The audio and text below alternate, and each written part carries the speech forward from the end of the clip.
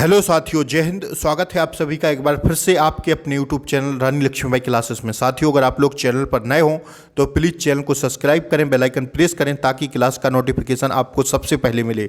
साथियों, आज की क्लास अति महत्वपूर्ण क्लास है और साथियों पार्ट है 27वां। 26 कक्षाएं प्रबंधन व मैनेजमेंट की हो गई हैं, तो अगर आप लोगों ने नहीं देखी हैं तो उनकी मैं लिंक को डिस्क्रिप्शन बॉक्स में इन 26 कक्षाओं की पिन कर दूंगा, आप लोग वहां से देख सकते हैं। साथियों, आज की क्लास को आपको पूरा देखना है। 25 मोस्ट इंपोर्टेंट क्वेश्चन है, तो साथियों बिल्कुल भी स्किप नहीं करना है। आइए हम लोग पहले क्वेश्चन से स्टार्ट करते हैं। सामान्य व प्रबंधन मैनेजमेंट की अति महत्वपूर्ण कक्षा है। पहला क्वेश्चन है साथियों, मानव संसाधन प्रबंधन का निम्न में से कौन सा प्रकार्य भविष्य मानव संसाधन आवश्यकताओं को पहचानना और क्रमिक जरूरतों को पूर्वानुमान सम्मिलित करता है? कौन है साथियों? तो इसका सही आंसर है क्या? नियोजन इसका करेक्ट आंसर है। क्या करता है साथियों? प्लानिंग जो है क्रमिक जरूरतों के पूर्वानुमान को सम्मिलित करता है। कौन साथियों? प्लानिंग। ध्यान रखिएगा, ऑप्शन बी इसका सही आंसर है। आइए दूसरा क्वेश्चन साथियों आपकी स्क्रीन पर लगा हुआ है, देखिए आप लोग। परीक्षण संतुलन मतलब ट्रायल बैलेंस में यदि मजदूरी के वेतन के साथ जोड़ दिया जाता है और इसे वेतन और मजदूरी के रूप में दिखाया जाए तो यह डैश डैश डैश में अभिलेख होती है। किसमें साथियों? यह अभिलेख होती है लाभ और हानि, प्रॉफिट एंड लॉस अकाउंट में सम्मिलित होती है, अभिलेखित होती है। किसमें? लाभ और हानि लेखा में। ठीक है, आइए तीसरा क्वेश्चन साथियों आपकी स्क्रीन पर है, देखिएगा आप लोग। इनमें से अनुकरण अभ्यासों को किस प्रकार में प्रशिक्षणों को विभिन्न दल में विभाजित किया जाता है और एक नकली बाजार में प्रतिस्पर्धी फर्मों की भूमिका निभाने को कहा जाता है? तो कौन सा है साथियों? वो है व्यापार खेल। इसको क्या कहते हैं साथियों? व्यापार खेल कहते हैं, बिजनेस गेम्स कहते हैं। ऑप्शन बी इसका सही जवाब है। चाहें तो स्क्रीनशॉट ले सकते हैं आप लोग। अब मैं आगे के क्वेश्चन की तरफ बढ़ता हूं साथियों। चौथा क्वेश्चन देखिए आपकी स्क्रीन पर है, प्रबलीकरण सिद्धांत किस पर आधारित होता है साथियों? तो जो प्रबलीकरण का सिद्धांत वो होता है अधिगम सिद्धांत और स्किनर का सिद्धांत पर आधारित। किस पर साथियों? अधिगम सिद्धांत और स्किनर का सिद्धांत पर आधारित होता है क्या? प्रबलीकरण का सिद्धांत। ठीक है, तीसरा इसका सही जवाब है। आइए पांचवा क्वेश्चन आपकी स्क्रीन पर लगा हुआ है साथियों, देखिए आप लोग। तुलन पत्र लेखांकन समीकरण डैश डैश डैश पर आधारित होता है। किस पर आधारित होता है साथियों? तुलन पत्र लेखांकन समीकरण आधारित होता है किस पर बताना है? तो वो होता है एसेट्स प्लस लाइबिलिटीज बराबर कैपिटल पर आधारित होता है। ध्यान रखिएगा, किस पर? एसेट्स प्लस लाइबिलिटीज बराबर कैपिटल पर आधारित होता है। अगर इनको हिंदी में देखें, एसेट्स मतलब होता है संपत्ति और जो है लाइबिलिटीज मतलब होता है देनदारियां बराबर पूंजी पर आधारित होता है। क्या?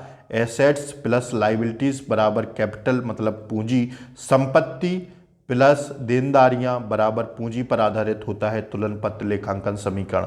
ठीक है, बी इसका करेक्ट आंसर है। आइए छठवां क्वेश्चन साथियों आपकी स्क्रीन पर लगा हुआ है, इन निम्न में से कौन सी अवधारणा एक नौकरी के लिए उपलब्ध उम्मीदवारों में से सबसे उपयुक्त उम्मीदवार को चुनने की प्रक्रिया के रूप में परिभाषित करती है? तो वो कौन सी है साथियों? चयन प्रक्रिया। ध्यान रखिएगा, कौन सी प्रक्रिया है? चयन प्रक्रिया, सिलेक्शन। ठीक है, आइए सातवां क्वेश्चन आपकी स्क्रीन पर है साथियों, देखिए। निवेश मानदंड के निम्नलिखित तरीकों में से कौन सा तरीका बट्टागत नगद प्रवाह मानदंड के अंतर्गत आता है? तो साथियों वो कैसा होता है? आंतरिक प्रतिफल दर। ध्यान रखिएगा, कैसा साथियों? आंतरिक प्रतिफल दर होता है। इसका सही जवाब है ऑप्शन बी। आइए आठवां क्वेश्चन साथियों देखते हैं। नौवां क्वेश्चन है आपकी स्क्रीन पर कि निम्न में से कौन सा ट्रायल बैलेंस मतलब कच्चा मिलान का उद्देश्य नहीं है? चारों ऑप्शंस में बताना है आपको कि ट्रायल बैलेंस का उद्देश्य कौन सा नहीं है। अब मैं उस ऑप्शंस पर ले चलता हूँ। देखिए चारों ऑप्शंस आपकी स्क्रीन पर हैं, तो इनमें से बताना है कौन सा ट्रायल बैलेंस का उद्देश्य नहीं है। तो साथियों ट्रायल बैलेंस का जो उद्देश्य नहीं है वो व्यापार के लाभ का आकलन करना साथियों ट्रायल बैलेंस का उद्देश्य नहीं है। बात करें इन तीनों की तो ये तीनों साथियों ट्रायल बैलेंस के उद्देश्य होते हैं। तो इसका सही आंसर है व्यापार के लाभ का आकलन करना। आप लोग चाहें स्क्रीनशॉट ले सकते हैं। अब मैं इस अगले क्वेश्चन की तरफ बढ़ता हूँ। 10वां क्वेश्चन है साथियों आपकी स्क्रीन पर देखिए। एक कंपनी ने शेयर धारकों को लाभांश के रूप में एक कंपनी ने शेयर धारकों को लाभांश के रूप में 2 लाख रुपए घोषित करने का निर्णय लिया। यह डैश डैश डैश के अंतर्गत एक नकदी बहिर्भाव के रूप में नकदी प्रवाह वितरण की परिलक्षित होगा। कहाँ होगा साथियों परिलक्षित? तो यह होगा वित्तीय गतिविधियों में परिलक्षित होगा। किसमें साथियों? इसका सही जवाब है वित्तीय गतिविधियां। ठीक है, नीचे ऑप्शंस देख लीजिए आप लोग, तो इसका सही जवाब है वित्तीय गतिविधियां 10वें का। ठीक है, आइए 11वां क्वेश्चन आपकी स्क्रीन पर है साथियों, देखिए निम्न में से कौन सी एक वांछित भविष्य अवस्था है जिस पर पहुंचने के लिए संगठन प्रयास करता है? तो वो अवस्था है साथियों कौन सी? लक्ष्य, गोल। सही आंसर है इसका दूसरा। आइए 12वां क्वेश्चन साथियों देखते हैं, आपकी स्क्रीन पर है कि इनमें से किस कर्मचारी शेयर योजना में कंपनी कर्मचारियों को एक भविष्य की निधि भविष्य की तिथि पर शेयर लेने का विकल्प प्रदान करती है? तो कौन सी योजना है साथियों? वो है कर्मचारी स्टॉक विकल्प अधियोजना। कौन सी साथियों? एम्प्लॉयड स्टॉक्स ऑप्शन स्टैम्प्स, मतलब कर्मचारी स्टॉक विकल्प अधियोजना है। ध्यान रखिएगा इसका सही आंसर है ऑप्शन ए, इसका करेक्ट आंसर है 12वें का। ठीक है, आइए 13वां क्वेश्चन साथियों आपकी स्क्रीन पर है कि मध्यम स्तर के प्रबंधक इसके बारे में चिंतित होते हैं साथियों। किसके बारे में चिंतित होते हैं? कौन साथियों? मध्य स्तर के प्रबंधक। तो वो होते हैं किसके बारे में साथियों चिंतित? वो होते हैं प्रभागीय उद्देश्यों, ठीक है, के बारे में चिंतित होते हैं। कौन? मध्य स्तर के प्रबंधक। ऑप्शन बी इसका सही आंसर है। आइए 14वां क्वेश्चन साथियों आपकी स्क्रीन पर लगा हुआ है, इसका आंसर आपको कमेंट बॉक्स में पिन करना है। ऋण निधि का एक सस्ता स्रोत है क्योंकि? ऑप्शंस आप लोग देख लीजिएगा। व्यापार का मालिक निम्न प्रतिफल दर की उम्मीद करता है, ऑप्शन दूसरा है आप लोग देख सकते हैं, या ऑप्शन तीसरा ए और बी दोनों इसका आंसर नहीं है। साथियों आपको इसका आंसर कमेंट बॉक्स में पिन करना है। 15वां क्वेश्चन आपकी स्क्रीन पर लगा हुआ है, एक व्यापार का मालिक अपने निजी प्रयोग के लिए व्यापार के धन माल को निकालता है, इसे कहते हैं क्या साथियों? जब एक व्यापार का मालिक होता है वो अपने निजी प्रयोग के लिए व्यापार से धन माल को निकालता है, इसे क्या कहते हैं साथियों? इसे कहते हैं आहरण। क्या कहते हैं साथियों? आहरण कहते हैं। ऑप्शन ए इसका सही आंसर है। ठीक है, क्या कहेंगे? आहरण। आइए अगला क्वेश्चन साथियों आपकी स्क्रीन पर है 16वां क्वेश्चन है, जब खरीदारी की प्रक्रिया शुरू हो जाती है, जब खरीदारी की प्रक्रिया शुरू हो जाती है तब क्या होता है साथियों? खरीदार उत्पाद सेवा के लिए जरूरत को पहचान लेता है। कब साथियों? जब खरीदारी की प्रक्रिया शुरू हो जाती है तो खरीदार उत्पाद सेवा के लिए जरूरत को पहचान लेता है। ऑप्शन ए इसका सही आंसर है। नीचे के ऑप्शंस आप लोग देख सकते हैं, तीनों ऑप्शंस आपकी स्क्रीन पर लगे हुए हैं, चाहें तो स्क्रीनशॉट ले सकते हैं आप लोग। अब हम आगे बढ़ते हैं अगले क्वेश्चन की ओर। 17वां क्वेश्चन साथियों है, देखिए आपकी स्क्रीन पर है कि इनमें से कौन सी नेताओं की विशेषता है जो सत्यशील और गैर धोखेबाज बनकर उनमें और उनके अनुयायियों के बीच संबंधों में विश्वास निर्माण करती है? तो साथियों इसकी कौन सी विशेषता है? ईमानदारी और सत्यनिष्ठा की विशेषता है। कैसी विशेषता है साथियों? ईमानदारी और सत्यनिष्ठा की विशेषता है। आइए 18वां क्वेश्चन साथियों आपकी स्क्रीन पर है, एक सीपीयू के प्रमुख घटक हैं, बताना है सीपीयू के प्रमुख घटक बताना है कौन कौन से होते हैं साथियों?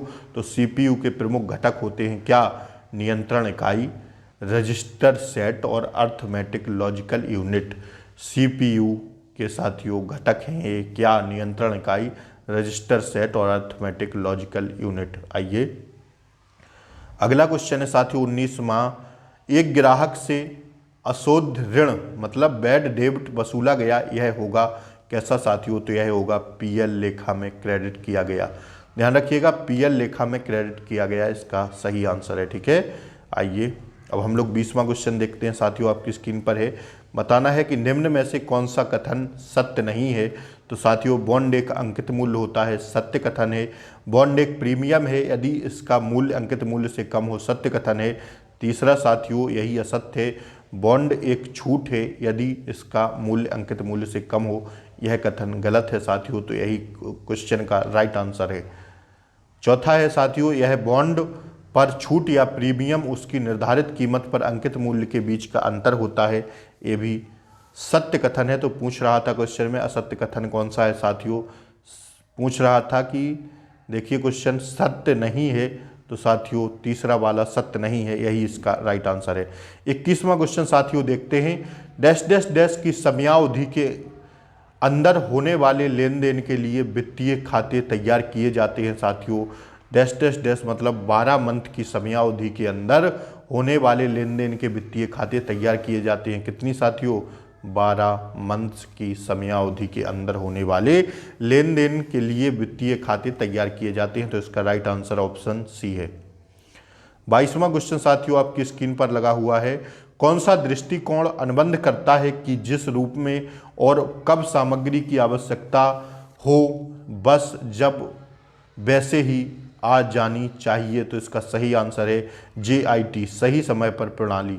ध्यान रखिएगा कैसी है साथियों, यह है JIT, सही समय प्रणाली। ठीक है, आइए अगला क्वेश्चन साथियों देखते हैं। 23वां क्वेश्चन है, संगठन में प्राधिकरण के 3 मुख्य प्रकार कौन कौन से हैं साथियों। संगठन में प्राधिकरण के 3 मुख्य प्रकार जो हैं साथियों वो हैं लाइन, स्टाफ और प्रकारात्मक। कौन साथियों, लाइन, स्टाफ और प्रकारात्मक 3 प्रमुख, ठीक है, प्राधिकरण के 3 प्रमुख प्रकार हैं। कौन साथियों, लाइन, स्टाफ और प्रकारात्मक।